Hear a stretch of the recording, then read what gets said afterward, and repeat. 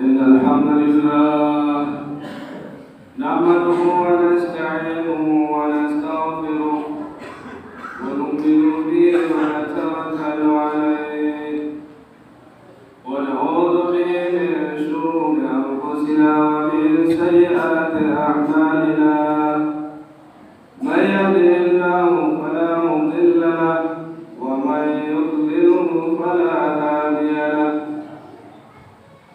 أشهد أن لا إله إلا الله وحده لا شريك له وأشهد أن محمدا عبده ورسوله اللهم صل وسلم وبارك على سيدنا ومولانا وشفيعنا محمد وعلى آله وأصحابه أجمعين والتابعين لهم بإحسان إلى يوم الدين أما بعد فيا أيها المسلمون رحمكم الله أوصيكم ونفسي بتقوى الله فقد فاز المتقون اتقوا الله حق تقاته ولا تموتن إلا وأنتم مسلمون وقال الله تعالى في كتابه الكريم أعوذ بالله من الشيطان الرجيم الذين يحملون العرش ومن حوله يسبحون بحمد ربهم ويؤمنون به واستغفروا للذين آمنوا ربنا وسعت كل شيء رحمة وعلما فاغفر للذين تابوا واتبعوا سبيلك وقهم عذاب الجحيم صدق الله العظيم. Alhamdulillah, Bapak-bapak, saudara-saudara, kaum muslimin di dalam rumah Jumat yang dimuliakan Allah Ta'ala. Sesungguhnya Allah Subhanahu wa Ta'ala selalu mengetahui keadaan kita di setiap saat, di setiap tempat, dimanapun kita berada. Suasana kita dalam keadaan sedih, Allah tahu. Dalam keadaan bergembira, Allah tahu. Dalam keadaan aman ataupun dalam keadaan tidak aman, Allah tahu. Setiap saat, siang dan malam, sepanjang waktu Allah Subhanahu wa Ta'ala mengetahui keadaan hamba. Allah Subhanahu wa Ta'ala menginginkan dari kita, dari setiap keadaan, bila kita mendapatkan nikmat, mendapatkan kesenangan, Allah Ta'ala menginginkan kita mengakui itu kesenangan nikmat dari Allah, dan Allah Ta'ala menjadi kita bersyukur atas nikmat itu. Dan apabila kita mendapatkan suasana keadaan yang Allah datangkan kepada kita, yang membuat hati kita sedih, membuat kita resah dan gelisah, membuat kita tidak senang, artinya mulia Allah menginginkan kepada kita dari keadaan yang seperti itu untuk bersabar,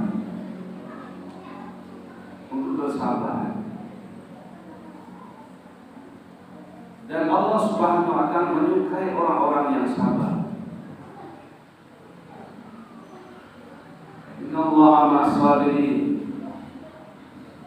Bahkan Allah Ta'ala bersama dengan orang yang sabar. Bukan Allah Ta'ala menghendaki kita kesusahan, menghendaki kita kesulitan, tidak. Itu semata-mata Allah yang melihat, ingin mengecek hati kita. Apakah di hati kita masih ada Allah? mengadu, tempat menyelesaikan seluruh masalah. Dan Allah Ta'ala ingin menyenangkan kita hadirin, maka Allah datangkan itu keadaan yang menyusahkan kita. Sehingga Allah Ta'ala menginginkan kita mengadu kepadanya untuk diselesaikan, dikeluarkan dari masalah-masalah tersebut. Allah Ta'ala ingin memberitahukan kepada kita, bukan saja masalah dunia ini Allah yang selesaikan, bahkan masalah akhirat, masalah yang besar pun hanya Allah yang bisa menyelesaikan. Maka orang-orang beriman, kata Nabi SAW, ajib, apapun keadaannya, dalam keadaan kebaikan ataupun dalam kesusahan, dalam nikmat ataupun dalam malapetaka musibah sekalipun, adalah baik bagi orang yang beriman. Dia lapar, itu pun kebaikan bagi orang beriman. Dia kenyang, itu pun kebaikan bagi orang beriman. Aman ataupun bencana datang, itu pun bagi orang beriman adalah kebaikan. Dengan kebaikan datang, dia bersyukur kepada Allah. Syukur adalah baik untuknya. Bila datang kesusahan, dia sabar adalah baik itu. Kedua-duanya itu hadirin adalah kebaikan bagi orang yang beriman kepada Allah SWT. Bukan Allah tidak mampu hadirin mengeluarkan kita, mendatangkan suasana keadaan baik pada kita. Bahkan kita dulu di dalam perut ibu kita, di dalam 3 lapis kegelapan, dalam kesempitan yang luar biasa, sehingga kita tidak bisa menunjukkan kaki, melengkapkan tangan, kita tidak bisa. Saking sempitnya keadaan itu, saat itu pun Allah mampu memberikan kesenangan kepada kita. Dan Allah Ta'ala telah jadikan itu sudah kita lalui. Kita sudah mengalami keadaan seperti itu. Maka orang beriman dia tidak akan ragu kepada Allah. Sekalipun dia masuk ke liang lahat, dikubur dan dipisahkan dengan keluarga, anak, istri, cucunya, berpisah dari seluruh hartanya, dia dimasukkan ke liang lahat dan dia tidak bisa mengelak, dia tidak bisa menghindar. Orang beriman tidak ada kecemasan terhadapnya. Orang beriman tidak ada ketakutan kepadanya dari keadaan yang akan datang pada dia. Dia akan masukkan ke dalam kubur, dalam kandungan bumi hadirin. Tidak ada kecemasan dan ketakutan, karena dia yakin dulu di saat dia dalam kandungan ibu dia senang. Tidak ada yang menyenangkannya saat itu kecuali Allah Subhanahu wa Ta'ala.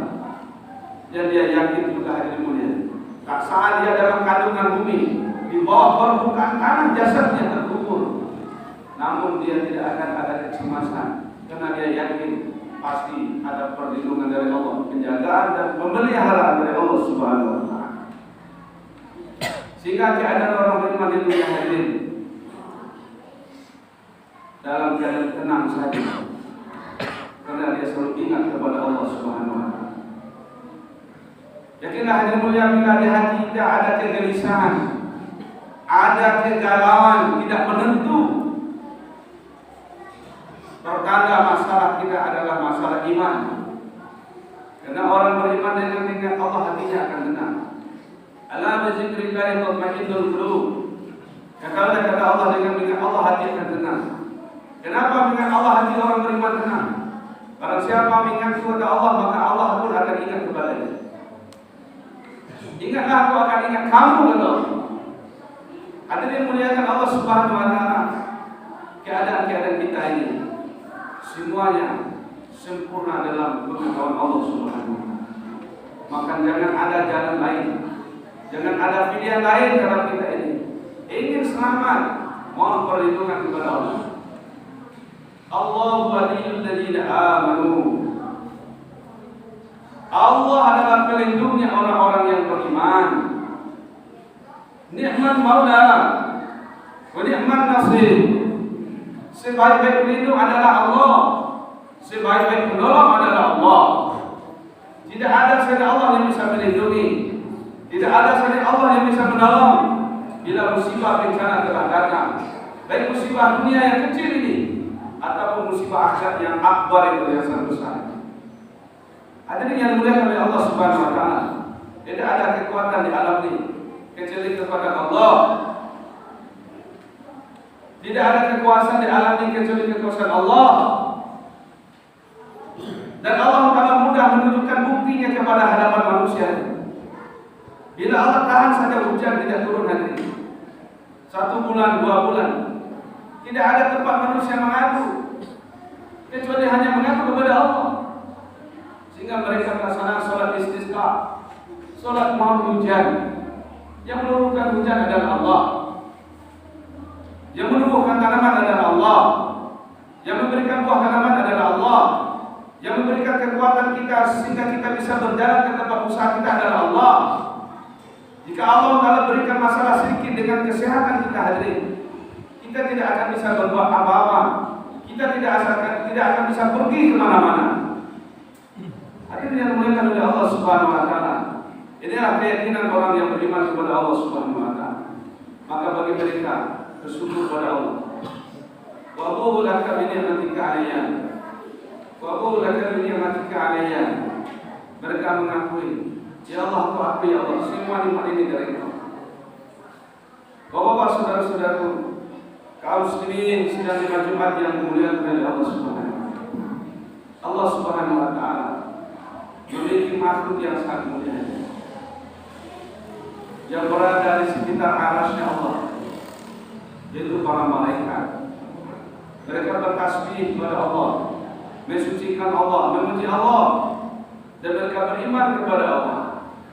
Dan satu keistimewaan yang tidak mulia, di samping mereka bertasbih, mensucikan Allah, memuji Allah Subhanahu wa taala, namun mereka masih sempat mohonkan ampunan untuk orang-orang yang beriman.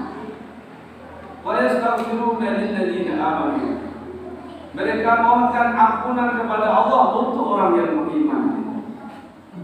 Saking sukanya Allah Ta'ala hadirin, sampai para malaikat pun senang kepada orang-orang yang beriman. Di arasy-Nya Allah Subhanahu wa taala, di samping mereka bertasbih memuji Allah, mensucikan Allah Ta'ala, mereka selalu berdoa, wa yastaghfiruna lilladzina amanu. Mereka mohonkan ampunan untuk orang-orang yang beriman. Faghfir lilladzina tabu wattaba'u sabilak. Dan begitu juga hadirin mulia, mereka mohonkan ampun kepada Allah Ta'ala untuk orang yang bertaubat. Faghfir lilladzina tabu. Ya Allah, ampunilah orang-orang yang bertaubat kepada Engkau ya Allah. Tidak ada doa yang lebih hebat hadirin mulia daripada doanya para malaikat di arasy Allah Subhanahu wa taala. Mereka menyukai orang-orang bertobat kepada Allah. Mereka senang pada orang bertobat kepada Allah, sebanyak apapun dosa masa lalunya. Berpuluh-puluh tahun siang dan malam mereka bikin dosa ini. Perintah-perintah Allah karena dilanggar. Mereka tidak mentaati larangan Allah, dilanggar. Perintah Allah tidak mau dilaksanakan, malah sebaliknya. Yang dilarang oleh Allah malah mereka kerjakan, yang diperintah oleh Allah mereka tinggalkan. Bertahun-tahun. Tapi Allah sangat menyukai orang yang seperti ini. Manakala dia kembali menghadap Allah, bertobat kepada Allah, sampai malaikat bersimpati melihat orang seperti ini. Hadirin mulia, faghfir lilladzina tabu. Para malaikat mengatakan, ya Allah, ampunilah orang-orang yang bertobat kepada Engkau ya Allah. Wattaba'u sabila. Dan mereka ya Allah mengikuti jalan-Mu. Mereka ya Allah mengikuti jalan-Mu.